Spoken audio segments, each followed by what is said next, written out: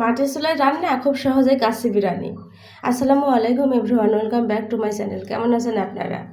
এই তো আমি গোশগুলিকে আগে টক দই, তারপর জিরা বাটা, আদা বাটা, তারপর বাদাম বাটা দিয়ে গোশগুলিকে মাখিয়ে রেখেছিলাম। তারপরে তো কষিয়ে নিলাম, আধা ঘন্টা ম্যারিনেট করে রেখেছিলাম। তারপরে তো কষিয়ে নিলাম। এবার আমি চালগুলোকে ভেজে নিলাম মাটির চুলায়। আমি কিন্তু রান্নাটা মাটির চুলায় করছি। এখানে আমি আদা বাটা, বাদাম বাটা দিয়ে চালগুলোকে ভেজে নিয়েছি। তারপরে তো বেরেস্তা বানিয়ে রেখে দিলাম। তারপরে দুধ জাল দিয়ে নিলাম। আমি টক দই দিয়েছিলাম, মানে গোশ মাখানোর ভিতরে 250 গ্রাম দুধের, আর তারপর 250 গ্রাম দুধ আবার জাল দিয়ে নিলাম। তারপর যখন ফুটে উঠলো তখন আমি কাঁচা ঝাল দিয়ে নিলাম।